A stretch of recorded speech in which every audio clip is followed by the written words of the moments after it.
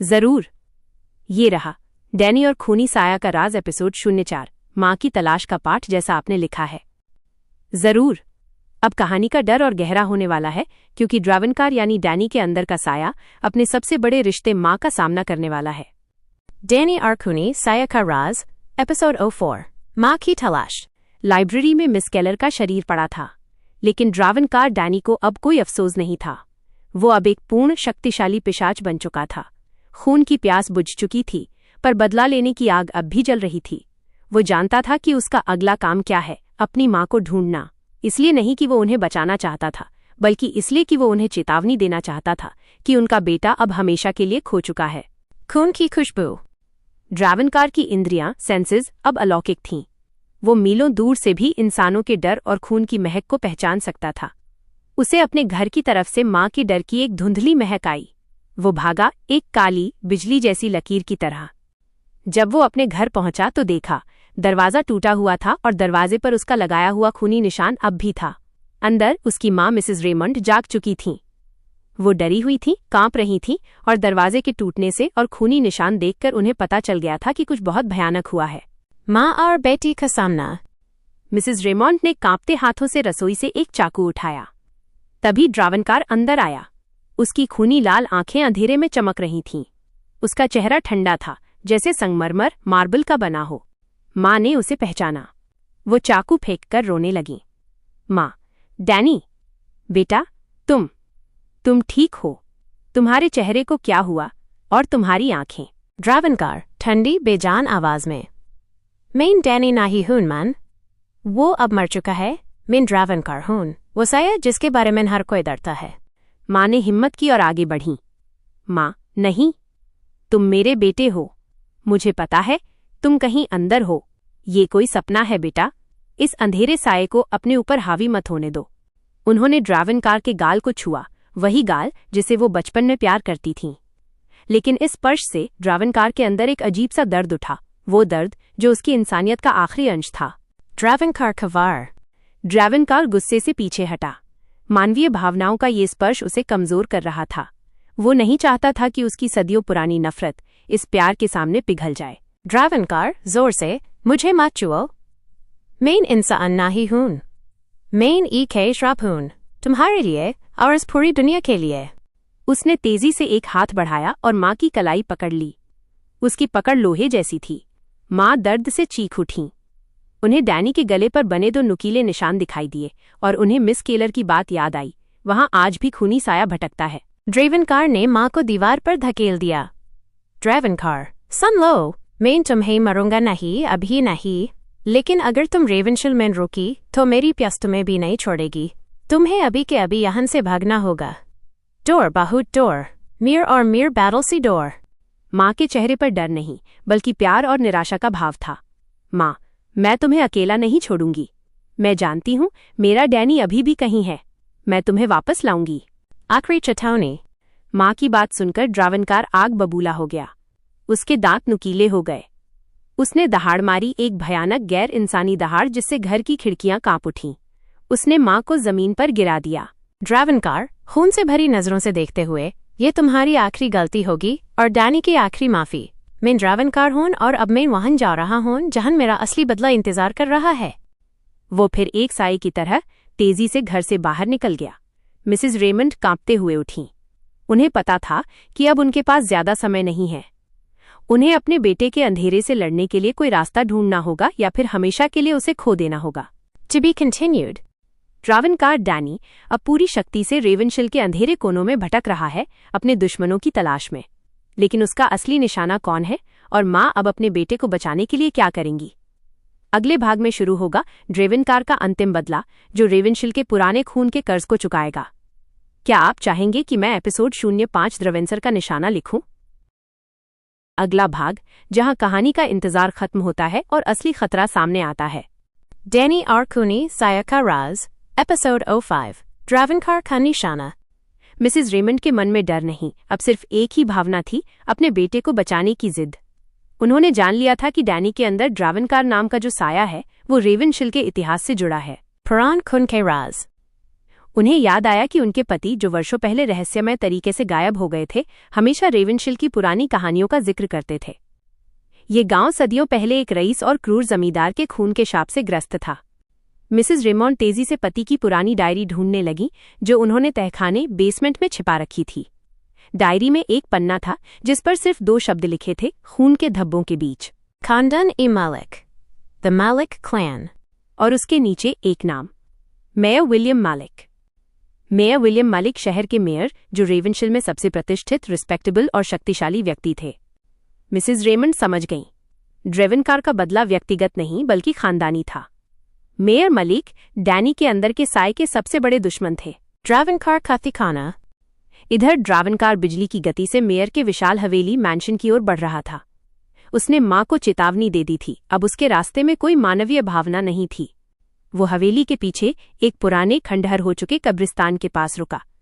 इस कब्रिस्तान में मालिक खानदान की सदियों पुरानी कब्रें थीं। ड्रेवेनकार ने गहरी सांस ली, उसे पुरानी दबी हुई शक्ति की गंध आ रही थी। वो हवेली के मुख्य दरवाजे पर नहीं गया, बल्कि दीवार पर चढ़कर एक साए की तरह मेयर मालिक की बेडरूम की खिड़की से अंदर दाखिल हुआ। अंधेरी रात का शिकार। मेयर विलियम मलिक गहरी नींद में सो रहे थे, अपनी सत्ता और संपदा के सपनों में खोए हुए। तभी एक ठंडी हवा का झोंका आया और कमरे में रोशनी कम हो गई। मेयर की नींद खुली। उन्होंने देखा, उनका कमरा अब खून की लाल आंखें वाले एक काले साए से भरा था। मेयर डर से चीखते हुए, कौन हो तुम? Guards, guards. ड्रेवेनकार, आवाज अब सिर्फ एक भयानक फुसफुसाहट थी।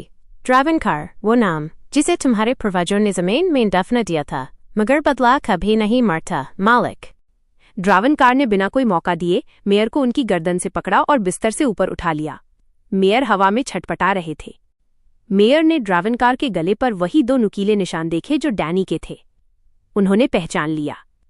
ये वही भयानक कहानी थी जो उनके दादाजी उन्हें सोते समय सुनाया करते थे, जिसके बारे में वो सोचते थे कि वो सिर्फ एक कहानी है। मेयर सांस लेने की कोशिश करते हुए, तुम लौट आए हो, लेकिन डैनी कहाँ है? ड्रेवेनकार की पकड़ और मजबूत हो गई। ड्रेवेनकार, डैनी? वो तो सिर्फ तुम्हारे खंडन की गलती का जारिया था। मैं तुम्हारा हिसाब चुकने AAYA हूं। माँ की दास्ताक। ठीक उसी पल जब ड्रेवेनकार अपने शिकार के खून का आखिरी घूंट पीने वाला था, हवेली के बाहर एक जोरदार दस्तक हुई। मिसेस रेमंड थीं। वो मेयर मलिक से मिलना नहीं चाहती थीं, बल्कि उन्हें सिर्फ ये बताना चाहती थीं कि डैनी को रोकने का कोई तरीका है, प्राचीन अवशेष, एंशिएंट रेलिक। ड्रेवेनकार को लगा जैसे किसी ने उसके जख्म पर नमक छिड़क दिया हो। मानवीय दखलंदाजी। मेयर मलिक को एक मौका मिल गया। मेयर, तुम्हारी माँ, वो तुम्हें बचाने आई है। ड्रेवेनकार गुस्से से पागल हो गया। इस भावनात्मक बंधन ने उसे हमेशा कमजोर किया था। उसने मेयर को जमीन पर फेंका और एक तेज भयानक चीख मारी। ड्रेवेनकार, तुमने मेरे रास्ते में AANE की हिम्मत कैसे की? वो खिड़की से कूद गया, मेयर मालिक को जख्मी और डरा हुआ छोड़कर। उसका निशाना अब मेयर नहीं, बल्कि अपनी कमजोरी, अपनी माँ थी। मिसेस रेमंड, जो दरवाजे पर खड़ी थीं, उन्होंने ड्रेवेनकार को भयानक गुस्से में अपनी तरफ आते देखा। अब वो कहाँ जाएंगी? क्या वो ड्रेवेनकार को रोक पाएंगी? और मेयर मालिक अब उस साए का सामना कैसे करेंगे? To be continued. Episode 06. अंधेरी मुक्ति। क्या आप चाहेंगे कि मैं एपिसोड 06 अंधेरी मुक्ति लिखूं? जरूर। कहानी को आगे बढ़ाते हैं, जहां माँ और साए का टकराव अपने चरम पर पहुंचता है और रेवेनशिल के भाग्य का फैसला होता है। डैनी और खूनी साया का राज। एपिसोड 06. अंधेरी मुक्ति। मिसेस रेमंड हवेली के दरवाजे पर खड़ी थीं। उन्हें पता था कि वो भाग नहीं सकतीं। उन्होंने अपनी आंखों में आंसू को दबाया और दृढ़ता से खड़ी हो गईं, मेयर मालिक की सुरक्षा की परवाह किए बिना। ड्रेवेनकार एक काले बवंडर की तरह उनके सामने आकर रुका। उसकी आंखें शुद्ध ठंडी नफरत से जल रही थीं। माँ और साये का अंतिम वार। ड्रेवेनकार दहाड़ते हुए, तुम्हें JAANE के ओ कहा था। तुम मेरी KAMZORI हो। AURAB, मैं इस कमजोरी को हमेशा के लिए खत्म कर दूंगा। उसने तेजी से माँ पर हमला किया। उसकी उंगलियां नुकीले पंजे की तरह माँ की गर्दन की ओर बढ़ीं। लेकिन मिसेस रेमंड तैयार थीं। उन्होंने तहखाने से लाई हुई पति की डायरी खोली और तुरंत उस पर लिखी एक प्राचीन भाषा की इबारत जोर से पढ़नी शुरू कर दी। श्राप को तोड़ने का मंत्र। जैसे ही माँ ने वो मंत्र पढ़ना शुरू किया, ड्रेवेनकार दर्द से चीख उठा। उसकी चमड़ी पर जलने के निशान दिखने लगे। ये मंत्र ड्रावेनकार को कमजोर कर रहा था, क्योंकि ये सदियों पुराने शाप कर्स को तोड़ने की शक्ति रखता था। ड्रावेंसर जमीन पर गिरते हुए अपनी आवाज से लड़ते हुए, बैंड करो, ये झूठ है, मेरा बदला जरूरी है। इस बीच मेयर विलियम मलिक, जो बेडरूम में जख्मी हालत में थे, उन्हें अपनी जान बचाने का मौका मिल गया। वो जल्दी से कमरे में रखी अपनी पुरानी शिकारी बंदूक लेने भागी। उन्हें पता था कि इस शाप से सिर्फ एक ही चीज निपट सकती है, शुद्ध चांदी, प्योर सिल्वर। डैनी की आखिरी लड़ाई। मंत्र की शक्ति से ड्रावेनकार के अंदर एक उथल पुथल मच गई। साया कमजोर हो रहा था और डैनी की इंसानियत का आखिरी अंश जाग उठा। डैनी की आवाज दर्द से भरी हुई बाहर आई। माँ भागो, ये मुझे वापस खींच रहा है। मेन इस पर हावी नहीं हो रहा हूं। मिसेस रेमॉन्ड ने देखा कि उनके बेटे की आंखें, जो खूनी लाल थीं, उनमें पल भर के लिए गहरा नीला रंग झलका। उन्हें पता चल गया, ये सही समय था। माँ ने रोते हुए मंत्र को और तेजी से पढ़ना शुरू किया। तभी मेयर मालिक हवेली के दरवाजे से बाहर आए। उनके हाथ में चांदी की गोलियों वाली एक पुरानी बंदूक थी। मेयर ने बिना समय गंवाए ड्रावेनकार पर निशाना साधा। मेयर, ये एंट है खूनी साया, एंट और नया श्राप। मिसेस रेमंड अपने बेटे और साये के बीच खड़ी थीं। उन्हें पता था कि मेयर का निशाना ड्रावेनकार को हमेशा के लिए खत्म कर देगा और इसके साथ ही उनका बेटा डैनी भी मर जाएगा। वो आखिरी बार चीखीं, नहीं। उन्होंने तेजी से छलांग लगाई और ड्रावेनकार डैनी को अपनी बाहों में भर लिया, मेयर की गोली को खुद पर लेने के लिए। पैंग! चांदी की गोली ने ड्रावेनकार को नहीं, बल्कि मिसेस रेमॉन्ड को लगी। ड्रावेनकार के अंदर का साया, जो मंत्र से कमजोर हो चुका था, इस अचानक हुए बलिदान को देखकर स्तब्ध रह गया। माँ खून से लथपथ जमीन पर गिर पड़ी। उनकी आंखों में दर्द नहीं, सिर्फ प्यार था। एमआरएस रेमंड फुसफुसाते हुए डैनी के चेहरे को छूते हुए, तुम जिंदा रहोगे बेटा, मेरा डैनी, तुम आजाद हो। माँ का स्पर्श, प्यार और बलिदान ड्रावेनकार के अंदर के साये को हिला गया। साया कांप उठा, जैसे किसी ने उसे लोहे की जंजीरों से बांध दिया हो। मिसेस रेमंड की मौत ने उस शाप कर्स के आधार को तोड़ दिया। ड्रावेनकार की आंखें फिर से पूरी तरह से नीली हो गईं। डैनी वापस आ चुका था। डैनी ने अपनी माँ के ठंडे शरीर को देखा और उसके अंदर का दर्द, गुस्सा और नफरत एक साथ फट पड़े। वह उठ खड़ा हुआ।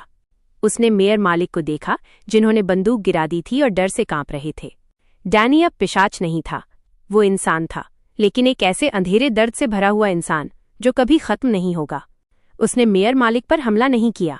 उसने सिर्फ मेयर की आंखों में देखा एक ऐसा नजारा जो मेयर मालिक को जीवन भर सोने नहीं देगा। डैनी अपनी माँ के शरीर को उठाया और तेजी से अंधेरे की ओर निकल गया। रेवेनशिल के लोग उसे आखिरी बार एक छूट चुके साये के रूप में देखते हैं, जो अपनी सबसे बड़ी हानि के साथ अंधेरे में गायब हो गया। नया डर, नया श्राप। मेयर मालिक ने रेवेनशिल को ये कहकर शांत किया कि खूनी साया हमेशा के लिए खत्म हो गया है। लेकिन मेयर जानते थे कि डैनी अब भी जिंदा है, अपनी माँ के बलिदान के शाप के साथ। डैनी अब ड्रावेनकार नहीं आजाद हो गया था, लेकिन अब वो उस दर्द और खून के शाप को हमेशा के लिए अपने साथ ढोएगा। वो अब न पूरी तरह इंसान था, न पूरी तरह पिशाच। वो था माँ के प्यार का एक टूटा हुआ साया। रेवेनशिल शांत हो गया, लेकिन उसके अंधेरे कोने अब भी कानाफूसी करते हैं कि ड्रावेनकार का बदला खत्म नहीं हुआ है, ये बस एक नए गहरे रूप में बदल गया है। समाप्त। यह डैनी और खूनी साया का राज कहानी का अंतिम भाग था।